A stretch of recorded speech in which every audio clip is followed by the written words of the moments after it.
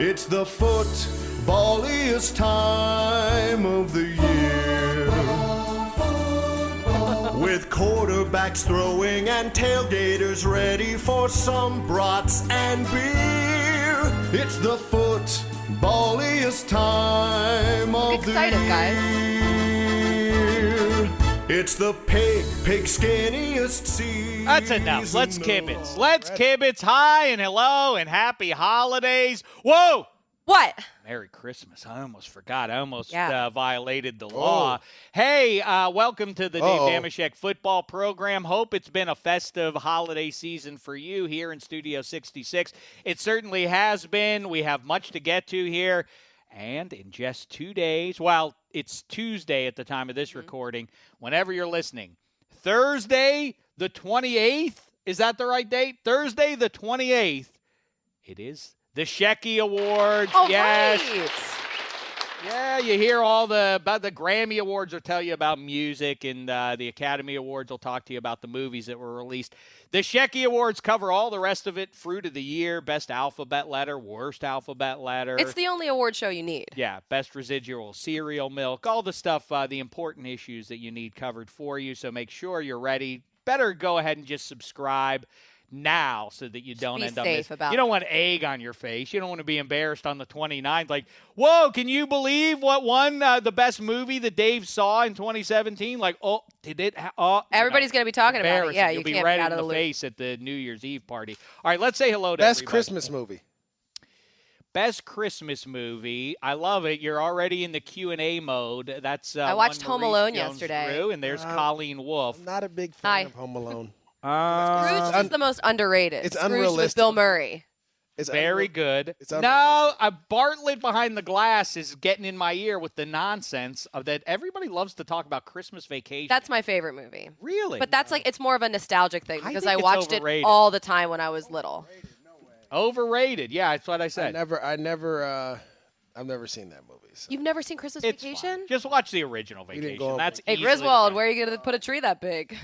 Bend over and I'll show you. That's like one of the best lines. It's fine. It's not a bad movie. It's just not great. I Oh. went over my head. You know what might be the best? Talk about the actual most underrated. The Ref is a very it's a great script. It's Really? It's Kevin Spacey and Dennis Nope, Leary. said the wrong Out on name. Spacey. Yeah. Yeah. Oh, yeah. I can't watch that anymore. Yeah. Right. Sorry. Taken back. Take it back. Way to go, Shek. All right. So Die let's. Hard is the best Christmas movie ever. This debate that goes each and every year now about whether or not that Christmas. Because it came out around Christmas, didn't it? No, it came. That's the knock against Die Hard thought it being a came out Christmas movie is Yeah. that it came out in summertime. On That's Sunday, why. Steve Smith said Gremlins and Michael Robinson said The Matrix. Like, nobody's talking about Christmas movies here. What? The Matrix has nothing to do with Christmas. But I guess he said he always watches it at Christmas. So that's a Christmas movie. That's because he has. Fast and loose with. I can see the Gremlins because it's like a little Christmas holiday thing, and they start going crazy. They're and- dancing on the bar. Yeah. Well, having a good time. that's the slippery slope you can fall into. If Christmas is invoked in the movie, it's a Christmas movie. Yeah. I guess it counts. Anytime they ever reference Christmas time. Yeah, if it's snowing outside, there's a Christmas tree. I mean, listen, there's a lot of Christmas music in Die Hard, and you can make a case They're of at a what Christmas party. makes you in LA. appreciate. Right, it's a Christmas party. I listen. I agree with all True. that. I think it's an overdone debate, as a matter of fact. I think clearly it is. Except, like I say, it did come out in summer. Well, is they the had to knock. film it during Christmas, so then they had to do all the production, and it comes out in summertime. You know, I don't know if you are aware of this, Maurice, that Hollywood can put up little It's ornaments amazing. and stuff, even if it's May. No. They could They, do it. they I can don't do believe so it. many and things. make it, I don't make you believe you. think it's wintertime. I don't believe you. All right, let's talk about the game of pro football, shall we? And the game of life we have coming up with us. Speaking of which, one of the great documentarians of our time from NFL Films, it's Keith Cossrow, now the host of the NFL Films podcast, available on iTunes and NFL.com/podcast. Make sure you go check that one out. It's great stuff. I got to add that to the rotation. Cossrow's our pal, and he talks. He goes deep on all the documentaries they make, and I think people are interested in that kind of stuff these days because because so many people make their own little documentaries about their lives and stuff. I think people are now intrigued by how do you do it and what goes into making that. And so anywho, go and check this one out. He's got a good one coming up this week about the Ice Bowl and the documentary that airs on NFL Network on Friday night on Timeline. I didn't say proper hellos to us. To them. Let's say proper hellos, first of all, to Philadelphia's own, the host of Good Morning. You can do it. No, I can't. I just blew it already. It's Good Morning Football, the weekend edition. What else are you on? Game Day Morning. Okay, so it's two shows. Power ranking. Okay. This show. And around the NFL. Yeah. Yeah, that's the biggest one. That's her favorite one. That is. You guys have so much heat going on between everybody in the podcast system. It is what it is. That's how we get down. It's very competitive. What can I tell you? All right, I'm Switzerland. Here she is. She holds the number 1 seed, and it's not even week 17 yet. Her Philadelphia Eagles, at least. On the right arm of Nick Foles. What a dream. Here she is, everybody. It's Colleen Wolfe. Hello. That's it. That's all we have. Wow, time that was for. really And then quick also today. you hear his voice You don't even need to play my music, though. You don't even want it do today. No, I don't want the music right now. No? You just We want lost to because my Jags lost to the Niners. Well, Maurice, you and I were both. I almost picked that game, too. In fact, can I tell you I something? was nervous, but I didn't think it was going to be like that, though. I'm not trying to call you out, but you said that Jimmy G had yet to face a legit defense, and he was going to get his comeuppance. Instead, he looked pretty good. Well, I'm gonna tell you, this is. I have a bunch of boys that are Niners fans, and so we go back and forth in the chat, and that's kind of what I was telling them. But I was nervous because guess who played for a whole year against that defense, the exact same defense? Kyle Shanahan, right? Because he was in Atlanta, same Gus Bradley style. Interesting. Then he brings over the linebacker coach from Jacksonville, and guess what? All this year he's been practicing against that defense. And so he knows the ins and outs of it, regardless of who the players are. I mean, they were running some really good plays where they were getting their fullback running on our middle linebacker somehow. Like, they were just finding ways. And so, don't get me wrong, Jimmy Garappolo made some great throws. He looks great. And, I always tell my boys, it's funny. There is no expectation for the Niners right now, so he could do all this stuff if they lose. Yeah. But the biggest issue is they're going to have to pay him a lot of money come this offseason. And then you're going to be, again, he's going to have to be able to mask some issues. He's going to have to cover. You know what? We have so much to get to and not very much time to do it. Pull back the curtain, no jive here in Studio 66. Maurice and I already talked to Keith Cossrow. It's a good 25-minute conversation about this, that, and the other, about modern-day pro football and so on. So make sure you check that out. All right, so my brain has many things it wants to address right now. First thing is with Jimmy G. I had inside information from someone who would definitely know that the Kyle Shanahan, Kirk Cousins bromance was very real, that he was going out there. I don't think, and I have now talked to this guy since Jimmy G's, a little streak that he's put together now of really playing well. And I said, Kirk Cousins still to San Francisco? And he said, no, it just can't be. They're just not. What are they going to do now? They're not going to bring Cousins in on top of Jimmy G. So now that makes Kirk Cousins presumably available unless DC locks him up for $34 million, which would be plumb low. Yeah, that's not going to happen. No. I don't think so. He's going to go to Jimmy Denver. G. You think Denver? But the thing that's intriguing is Blake Bortles looked like what people associate. He went backwards. I know. And they actually finally played, let's remember the Texans have been banged up. They don't have their team. And he's played well. I mean, he's played well enough. And so that's kind of the thing. When he doesn't turn the ball over, they win. Well, guess what he did? Yeah, turn the ball over. So that's what happens. All right, but now we're on the eve of the playoffs, and they're definitely in them, and they're gonna ride the rock with him. And then you're gonna either figure out if he's a quarterback or not. We all know this in this league. The reason I got paid in Jacksonville was because I performed in the playoffs. The reason Ray Rice got paid, he performed in the playoffs. Joe Flacco. Those guys, you get paid because you perform in the playoffs. So if he goes out and he gets on a hot streak, guess what? He'll get paid. All right, let's look at it negatively. Let's say he doesn't play well.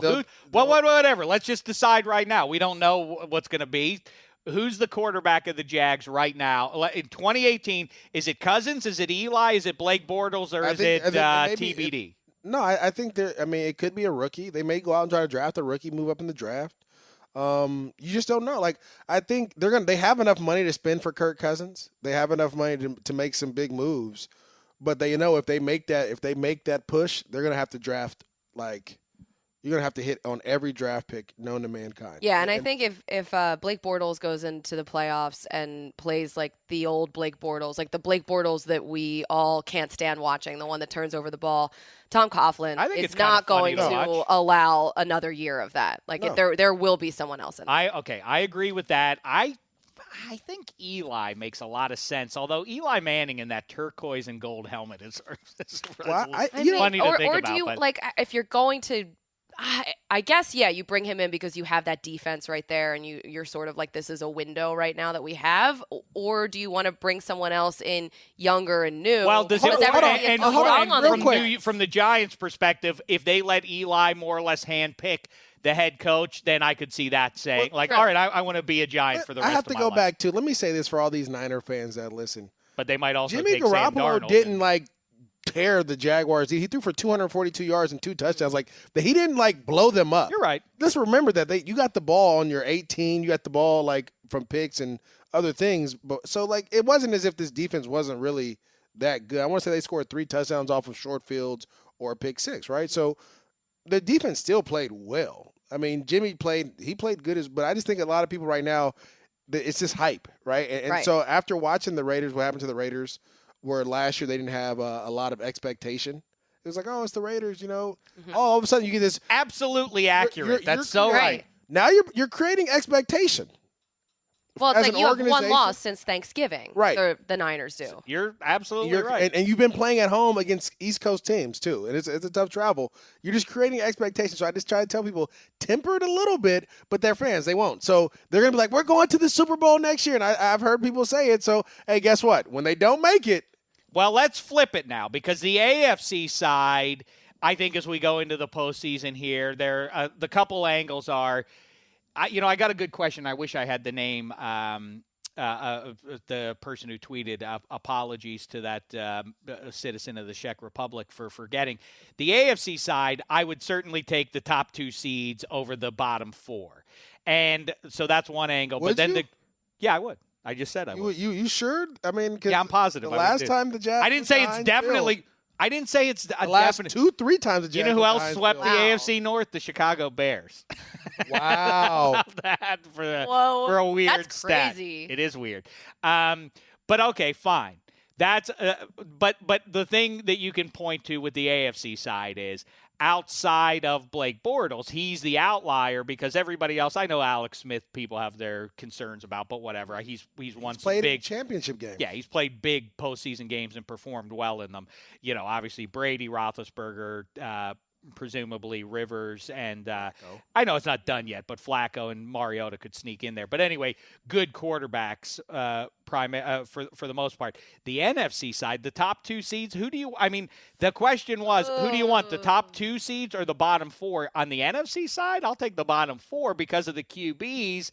And let's go there. I want to get the Wolf's opinion on this. Nick Foles, what? Saint Nick.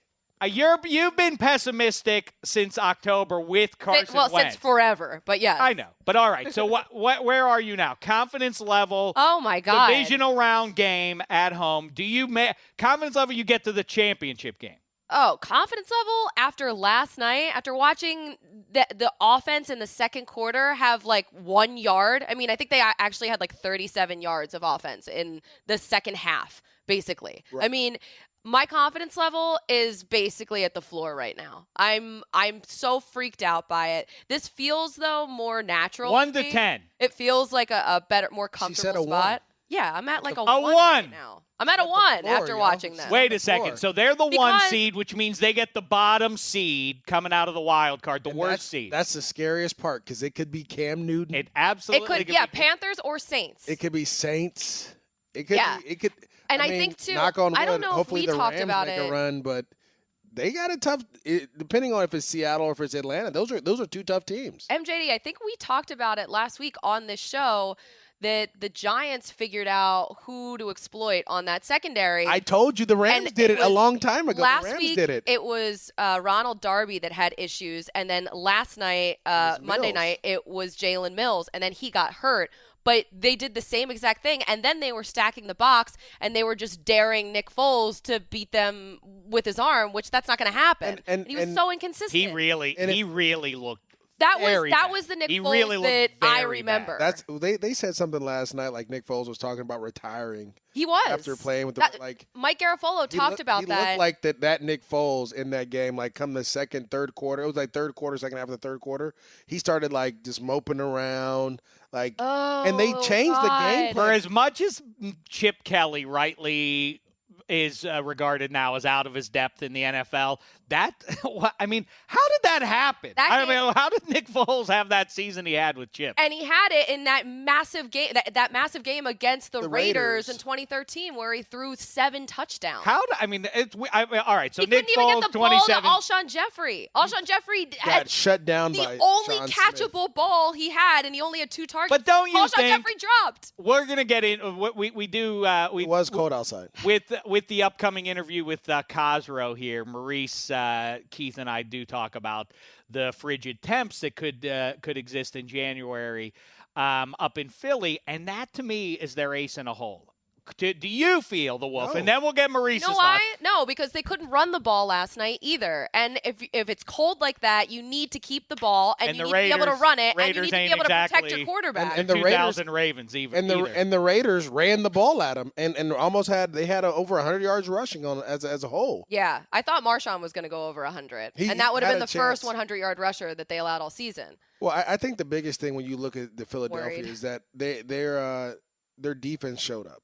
And it showed up, and they were opportunistic. It wasn't like they dominated the whole game, but they were able to get turnovers. A lot of turnovers. And they were able to get, like, I guess with Darby's pick, was able to get them field position so they can just dink and dunk it and then get in the field goal and let the guy kick it. But how much do you attribute all those turnovers and the wonky play to the cold? Because that's what I'm getting at. Nothing. You don't have to like the cold. We can have the debate that I've always talked It about. wasn't even makes that you cold, though. throw a pick like it had nothing to do. Like the picks were just it was a bad ball that Foles threw over Zach Ertz's head. He tipped it to Reggie Nelson. He should have threw a pick 6 to Reggie Nelson earlier in the game. Yeah, he But should the have had 2 QB's interceptions. fingers aren't cold, and it doesn't make you sail the ball. how I don't know. How cold was it? Was it really It was like that 19 cold? It was like 20 degrees. I mean, but I feel like the games in Green Bay and Chicago and Ain't Buffalo. nobody- but ain't nobody and going New up You there. think the England. Rams want that? You think you think No. Drew No, Brees no. wants that? No. That's the point. But Drew don't Brees you and them see can if do you that. can do that to him? But Drew Brees and them can do that because they have a running game now. And they Drew can run Brees, the ball. last time the Eagles were in the playoffs, Drew Brees and the Saints came to Philadelphia and beat them. Very Yeah, good, sure DeWolf. did. Very good. That's right. But this is the thing. Because though. somebody brought that up last week, and then I quickly was hit up on social media. You know, the last time the Saints were in the playoffs, they went into Philly and defeated them. Yeah. Right. Well, the Wolf gets the star. It's not about the cold per se. To me, it's you have to have a quarterback that can stretch the ball down the field. And that's been the biggest issue in the NFC to this point. Case Keenum has done it sparingly, but not consistently. And they've done a great job of just eking out third downs, getting the third and short, getting the first down. And their defense is playing phenomenal.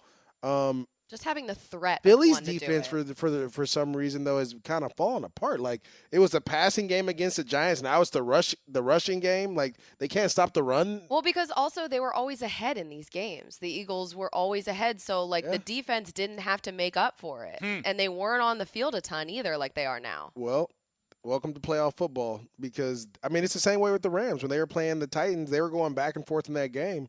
And it was like, this is a chance. Okay, so we are 1 week away from the playoffs starting, and I can sincerely say that, all right, I can make a case on the AFC side. I could see Flacco staying hot because since his first quarter in Pittsburgh, after that, he stunk it up in the first quarter, and that's why the Steelers jumped on him as much as they did. From that point forward, 5 is heating it up a little bit. And I don't like that as a Steelers fan, but Flacco's playing well. Do you think it's do you think his back is better? Do you think that was the Maybe. issue earlier? I just don't think year? he's that good, generally speaking. It's been a decade, but we've obviously But what is seen. it about him that he's able to just all of a sudden when it I don't matters? know what that's about, Maurice. How does a Weird. guy? That is a weird thing. Is No, that well, explicable from so what player happens- point POV? Well, no, what happens is offensive coordinators try to put in all these new plays. We're going to put the perfect play, and they try to get you in the perfect situation instead of letting the quarterback just say, look, we're going to do simple things, let you play fast, and go. When he plays fast, he's fine. Remember, when they won the Super Bowl, he had Anquan Bolden he threw it to, and he had Ray Rice who he threw it to. That was it. They had a kickoff return from Jacoby Jones, and that's how they won. They literally defense played well, special teams kicked in when it needed to, and he didn't turn the ball over. Very simple. Now, guess what? Defense is playing well, special teams is kicking in a little bit, and he doesn't turn the ball over. But for the record, my point is I feel like I can make a case for the Chargers, and I can see the Jags being very disruptive to the point of maybe even really having a legitimate shot at getting to the Super Bowl. I think people are reining those expectations in after what they saw up in the Bay. Everybody stumbles. Right, that's fine. But I still feel like, listen, if it were me writing the script, I like all these storylines going, but ultimately, let's just get to the Steelers and Patriots again. Let's just do that again. That's the bet. I know, but that's what I don't say that as a Steelers fan. I say that I think that objectively, I think that's what we want. You know right? what happens, so. But we want the Steelers. You know what's going to happen, right? What? The Jags are going to have to face the Steelers again. I know. In the playoffs. No, worse. I'm worried about the Ravens coming into Pittsburgh for the divisional round. That's the one I don't want. But how is that going to happen? I don't know how it's going to happen. I just hope it They're doesn't the happen. 5 seed. I know. I just don't want it to happen. That's my greatest fear. I don't fear. Listen, I want the Steelers to not have to play a divisional round game because I'm afraid they're going to get upset in Hines and be deprived of this game. But you know what? A lot of people we work with, Maurice, on your Players Only show on Friday were saying, at least 2 of you guys out there were saying that the Patriots are going to lose. They're not going to even get to the title game. Really? It depends on who they play.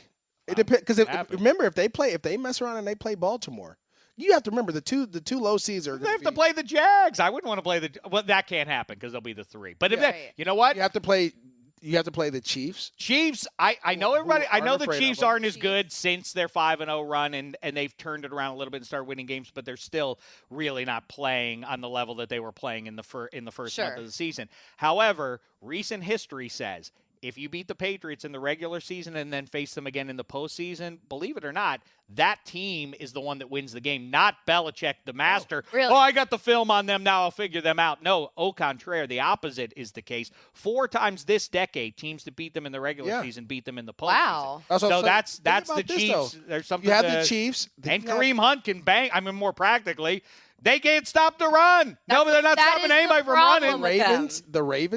The Ravens going to Foxborough, that's not a gimme. They've won up there before. That's always a really good game. And then you don't have to let it be the Chargers that sneak in, right? And let's say the Chargers who have played well against the Jaguars, and then remember, had the game won up there in New England till late in the game, I want to say it was like they could have won the game. It's certainly the case. Right. You can I just feel like if it's Chargers Jags, if that happens, can that happen?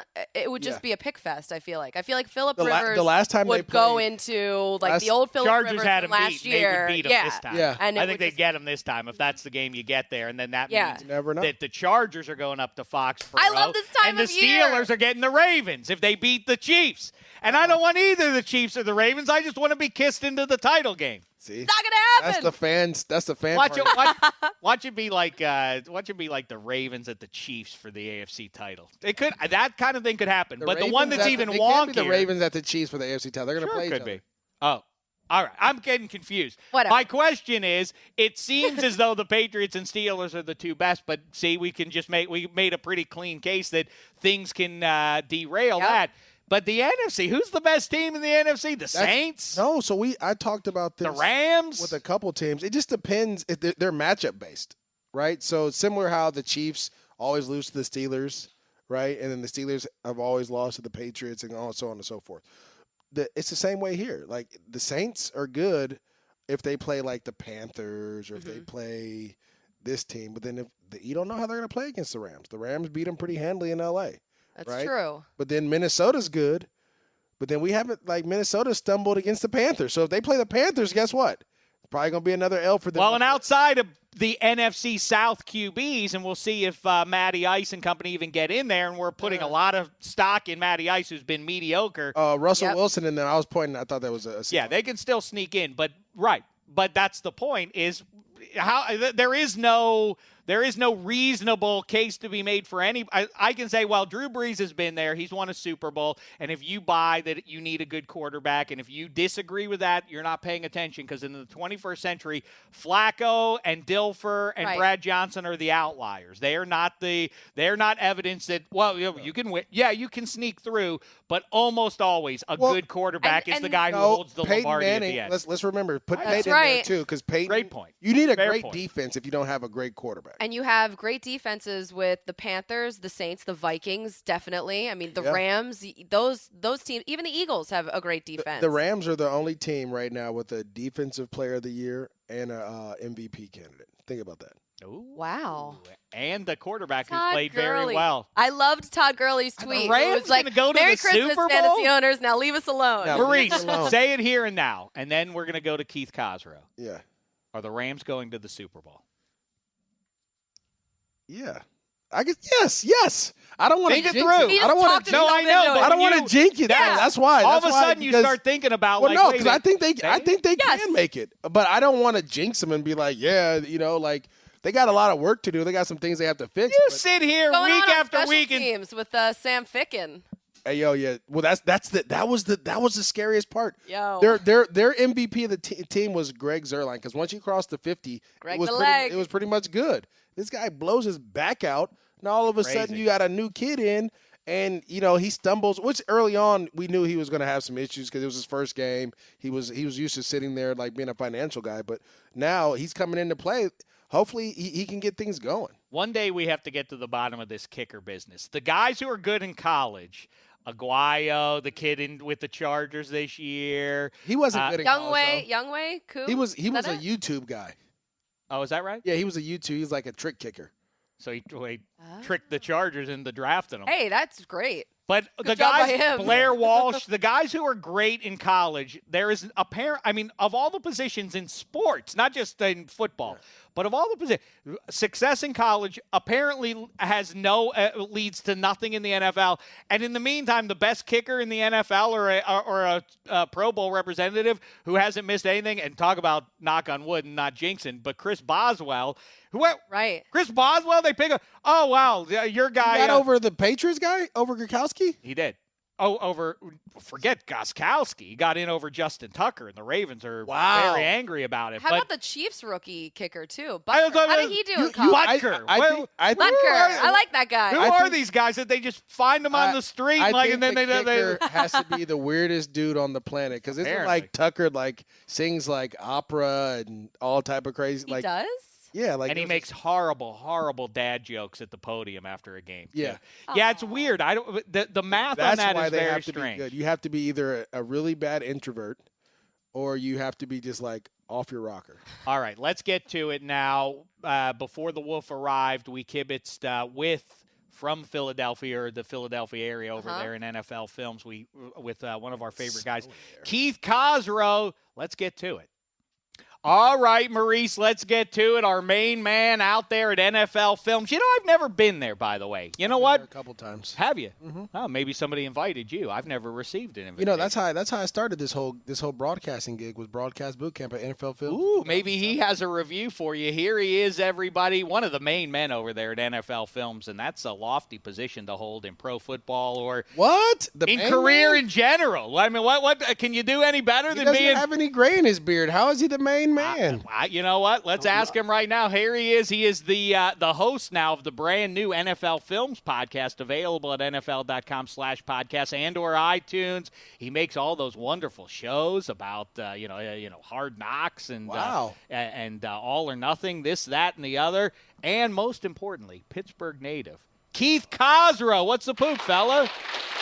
Great to be with you again, Dave. Let me tell you and something. Hello, Maurice. We've never met, but it's a pleasure to be on the show with you guys. Same here. Now, first of all, Cossrow, like I say, is a Pittsburgh native, and as a result, of course, he's a Steelers fan. And I remind anyone within the sound of my voice, no Pittsburgh, no football. I mean, that's what it all is about. We produce all the Hall of Fame QBs. Now we produced a producer who produces all the shows that you like to watch about pro football. Okay. Well, hold on. Before we no. went on air, we had to talk about the Steelers beating the Texans. And the people need to hear this because you guys are really happy that you beat Taylor Heineke and TJ Yates. Ecstatic. The Jags put up 45 on them. We lost to Mike Glennon this year. But he was a starting quarterback in the league. He was these guys had never played football before. When is he a starting quarterback in the league? For like 3 weeks, he was a starting quarterback. Yeah, that's right. And by the way, Tampa. the list goes on and on. The Tomlin kryptonite. And we've talked about it ad nauseum here.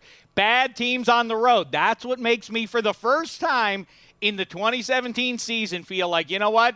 The Steelers, this particular bunch, might be a little bit different because they went down there. They took all suspense out of it. That game was over with 5 minutes left in the first quarter. Because that team is playing with nothing but backups. You guys lost to Chicago early in the year, so it's still that's the kind of game that they would lose in the past, right, Cossrow? The Steelers have found ways this entire season and for the past decade to turn those into compelling, ugly, horrible football games that end in the last minute. Often in demise. Cossrow, I want to talk about the latest great new little doc coming up on the Ice Bowl, airing NFL Network on Friday night. Make sure you check this one out. And it's important stuff because as we head into the 2017 dance in January, there might be some frigid conditions for pro football teams to do. But before we get to that, let's put a wrap on the regular season here. If you want to make a documentary about Dave Dameshek, you're more than welcome to, Cossrow. I think I deserve it because if the Steelers beat the Browns on Sunday, it will be the 6th straight season that I correctly predicted what their final record was going to be. I said 13-3. Everybody laughed. No one's laughing anymore, Cossrow.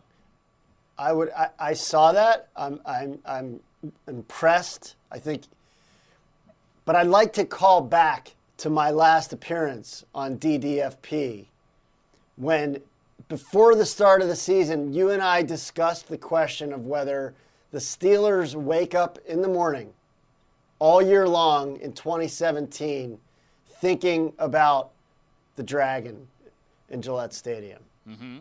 And I think that as the season has played out, Tomlin showed his hand with Tony Dungy in the notorious Sunday night interview that, yes, in fact, the Steelers knew where this season was headed the whole time and were focused on the Patriots and were able to walk and chew gum at the same time. There's no doubt that they're obsessed by the Patriots, and rightly so. But I do think, speak of the Dragon, they essentially vanquished that Dragon. Don't you now in that locker room? I don't know if you vanquished But don't the Dragon. you feel, Maurice, as a player, like legitimately, don't you feel after that game in Hines a couple of Sundays ago, if you're on the Steelers, don't you feel like, well, obviously we know now we can play with this team. It's not like, well, if we show up, Tom Brady's going to do it again to us. Now they feel like, oh, we have a real shot to take this team down. The guy's 40 years old. He's still playing. You should be able to play with him.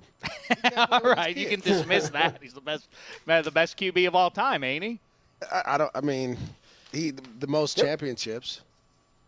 If you walk off that field losing the way the Steelers lost that day, and I would be screaming at Ben.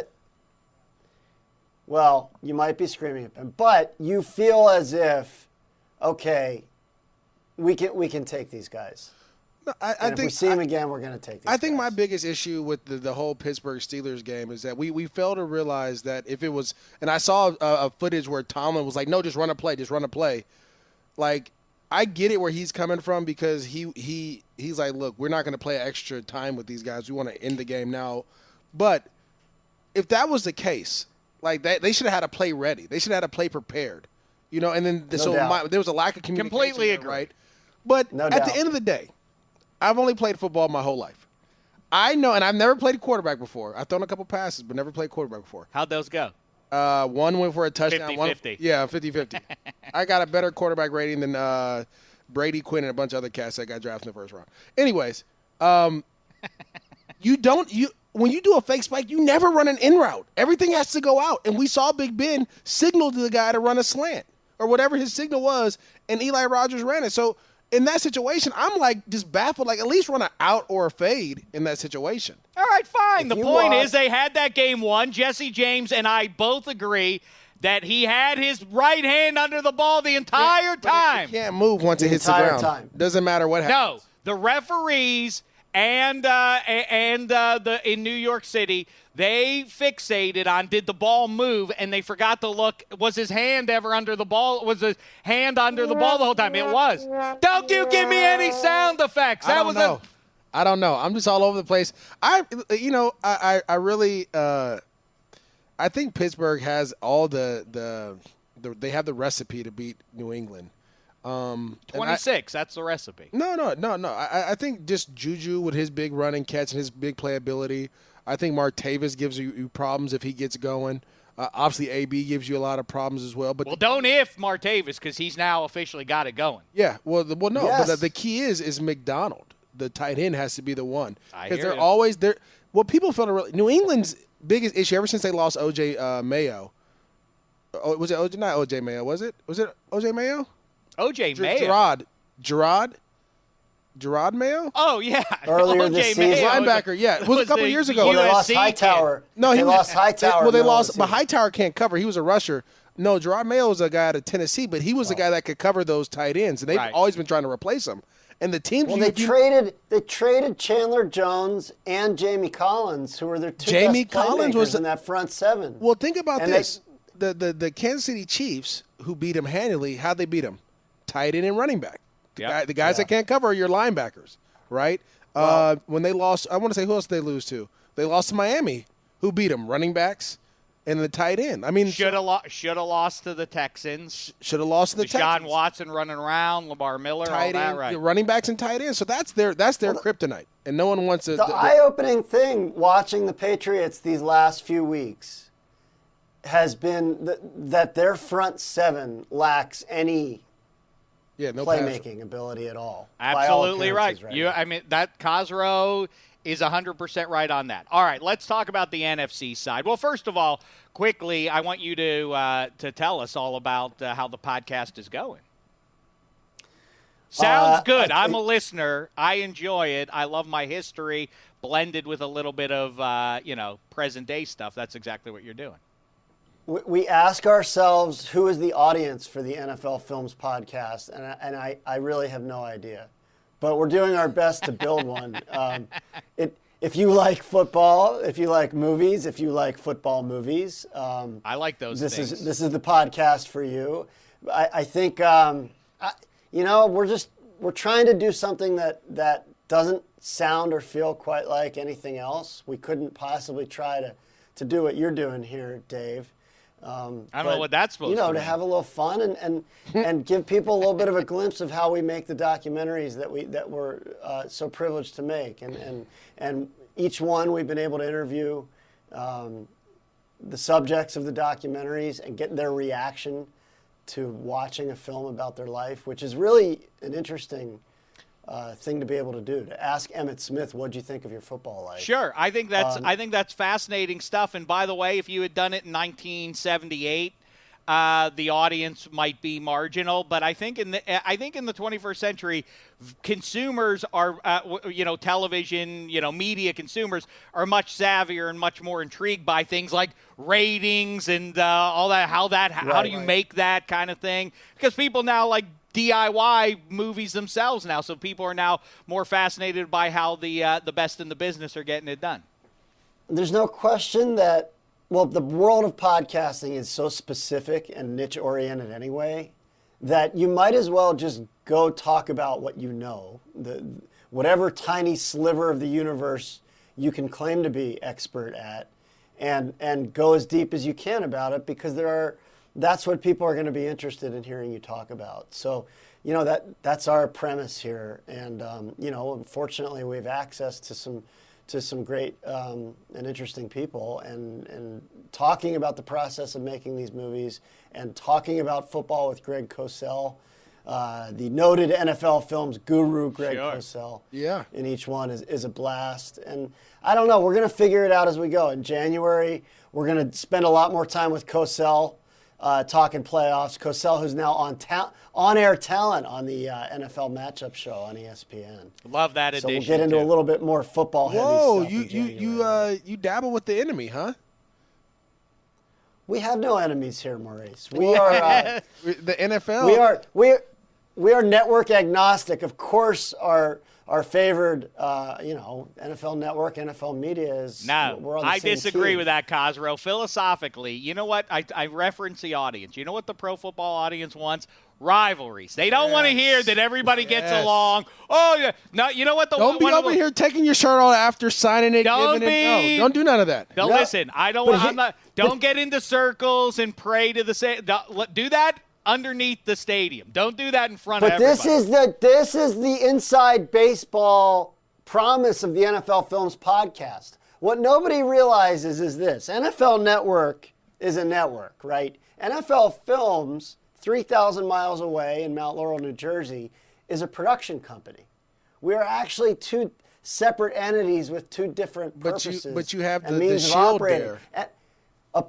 But a production company's purpose is to produce content for whomever asks us to produce it. And so we make content But not the for Ravens. everybody. If the Ravens come, you're a Steeler. Yeah. If the Ravens come to you, say, no, sorry, we can't cover you We guys. do. You know, who was the subject of the very first Hard Knocks, Dave? I'm just saying. I'm looking at you and I see NFL The Shield, and anytime I see The Shield, I think of NFL Network. And then you just tell me that you go and you have dinner, and you break bread with the enemy at ESPN.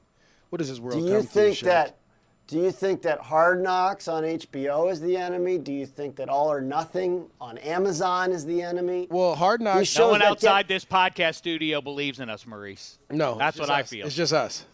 It's just us out here. Cossrow, the Ice Bowl, one of the most fascinating games to go back and take a look at, a deep dive. Who you catching up with on that?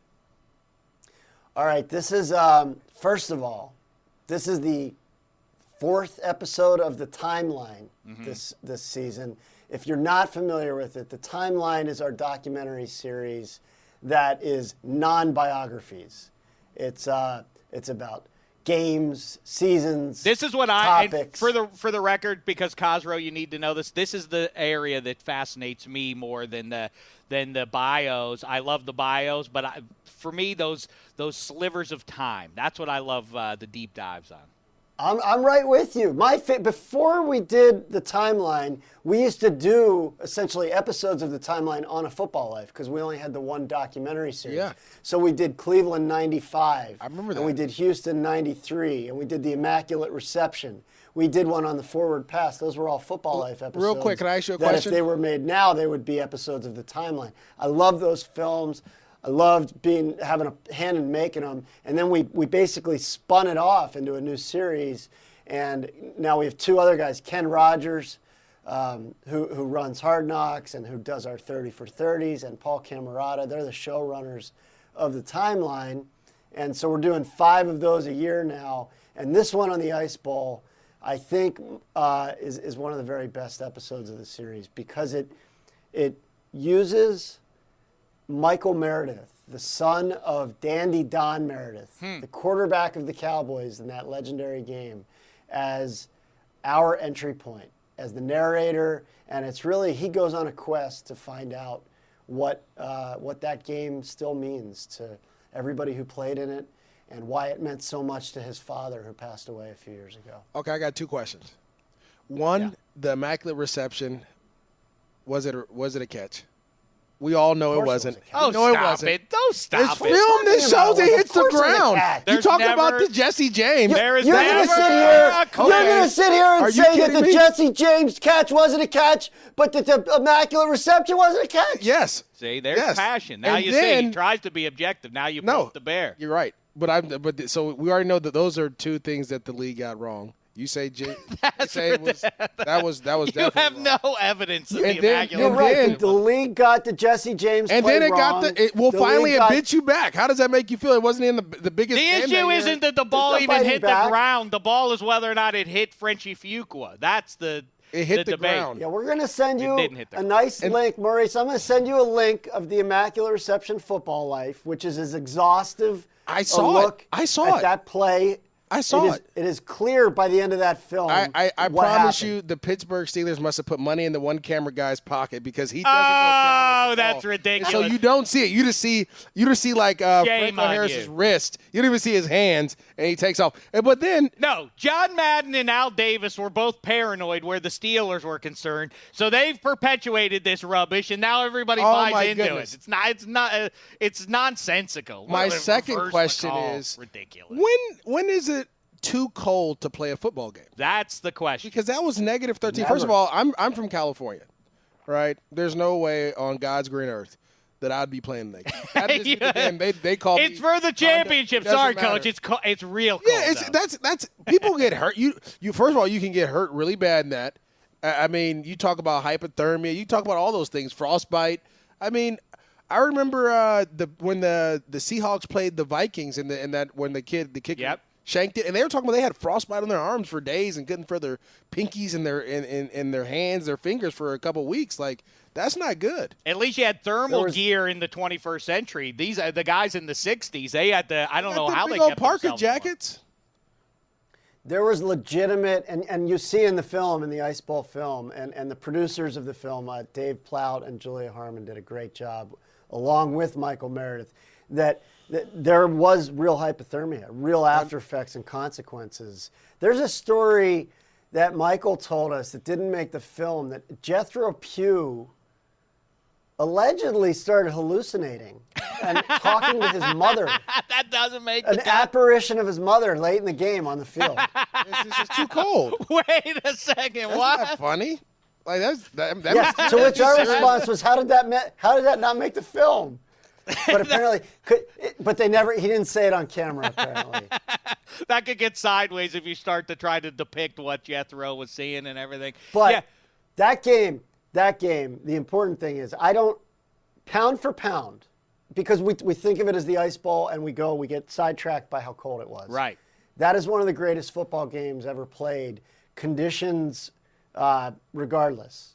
Well, also The- the impact it has on how we consider pro football teams if the Cowboys survive that game and then they go and take care of business against the Raiders. By the way, side note, isn't it weird that the Raiders and Cowboys never played in the Super Bowl for how good they have respectively been over the course of They the take Super Bowl turns. era? But still, yeah, it's funny but that would have been your Super Bowl II matchup, would have been Cowboys and Raiders, and you know, you wouldn't, no one, rightly or wrongly, people would no longer talk about the 60s Packers with the same intensity, and instead the Cowboys would be considered the greatest organization of the Super Bowl era if they go and beat the Raiders. I played Chicago, and I want to say it was like 4 degrees, maybe with the wind chill of like -5. And it was so cold outside. Like that you had to tell yourself, like, no, it's hot. Don't worry about it. Like, it's not. And every time that you got hit, it felt like little knives were just cutting your arms. Like, it was like, that's why, like, it comes to a point in time, like, look, all right, I get it. We're getting paid a lot of money, but like you said, you have long time effects after that if it gets too cold. Let me say this, Cossrow. Let me ask you this. I am an advocate of, and I'm a big believer in, the notion that this is why you don't want to dome your stadium. So we have the Super Bowl up in Minnesota. I'm not going if it's not a dome there. I'm not going. All right, but listen here. But the point is, I went to see the Ravens at Steelers a couple of weeks ago, and it was cold out. It was really cold on Sunday night, and I feel like that there is a buy-in from you are a part of the game. Now I know the players don't feel that, but the players, the gathered crowd there to watch it. Now we're a part of this. We're with you guys on the sideline. We're all in these elements with you. What are you talking about? That's it. I think that buy-in is important. Why are fans, do they feel more passionate on some level in Green Bay, Pittsburgh, New England, and otherwise? It's because you sit in the elements and you're able to maybe it's deluding oneself. The difference is? I understand you get to drink alcohol. I get it. Or hot cocoa. This is good, though. You don't get to ruin be this. bundled up. I get it. I respect it.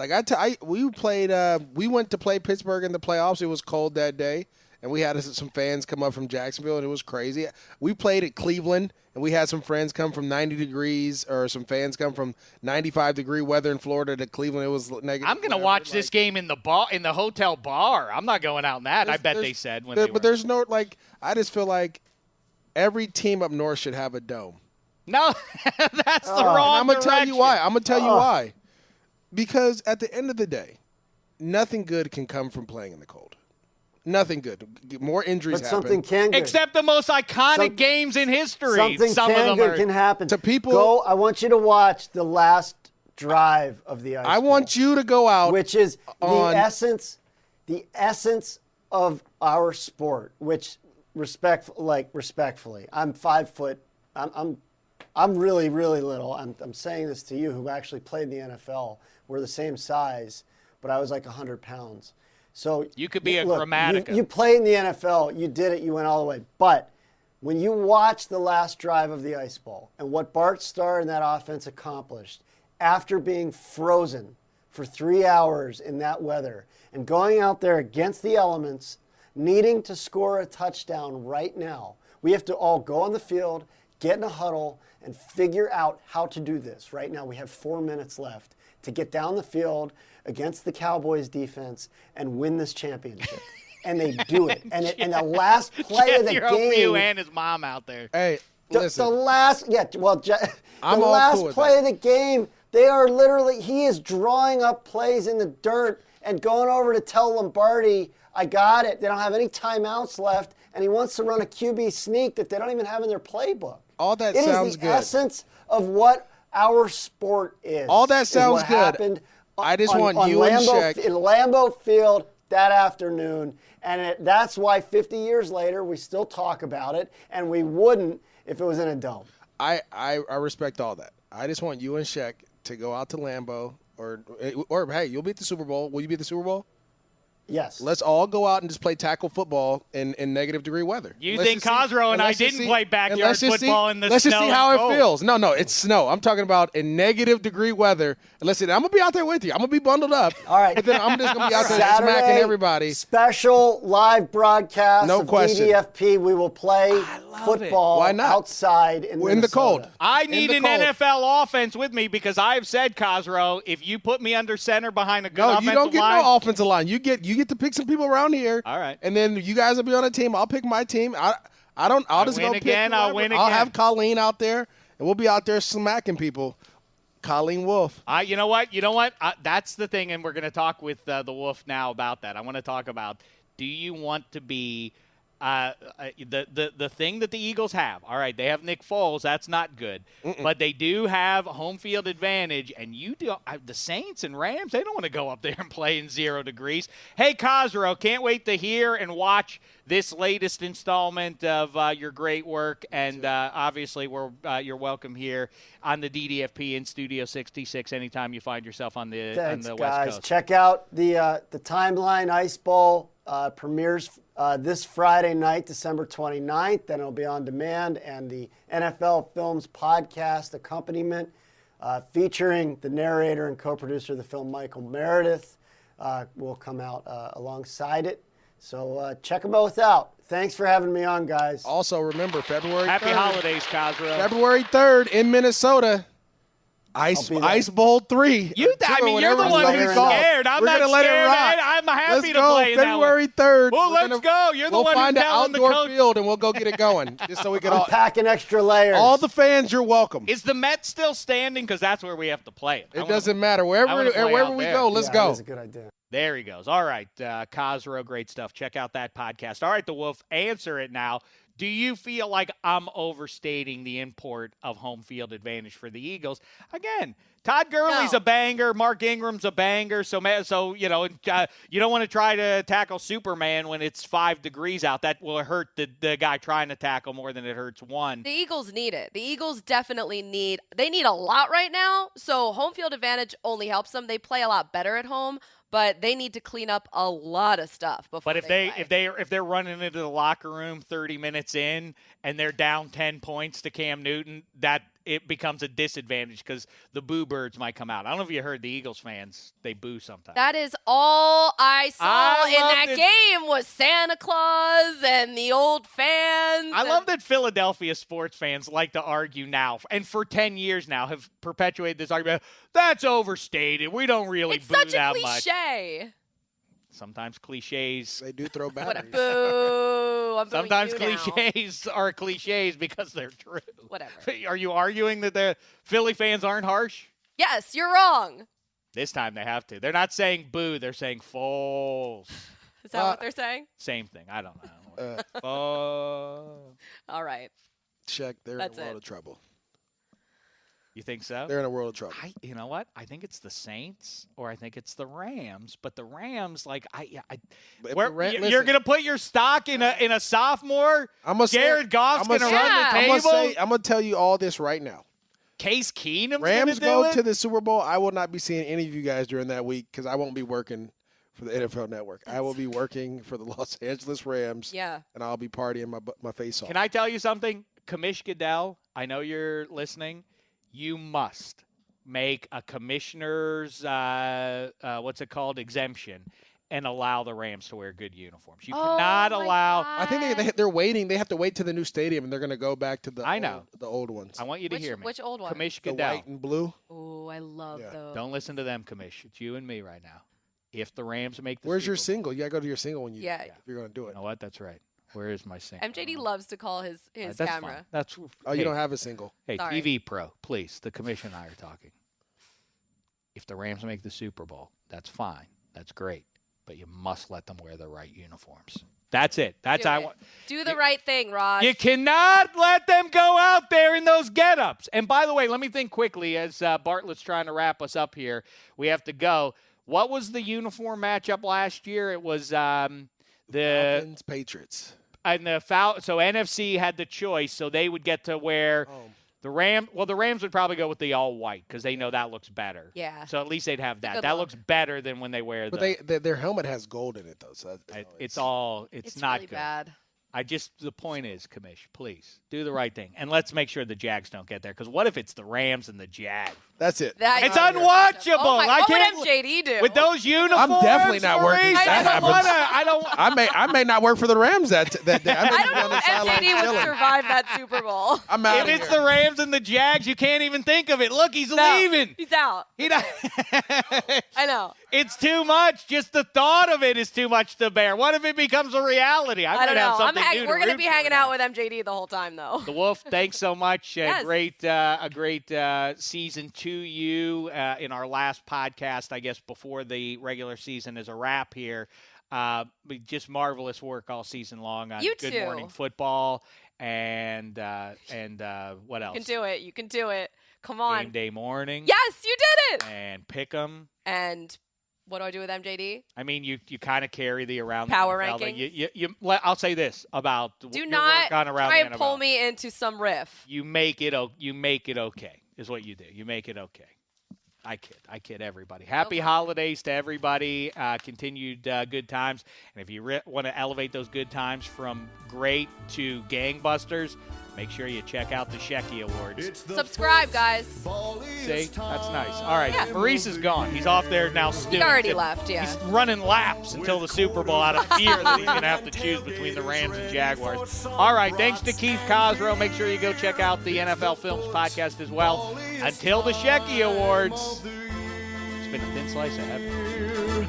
It's the pig skinniest season of all. Belichick is still frowning and Cleveland still browning. We root for Steelers. It's the pig skinniest time.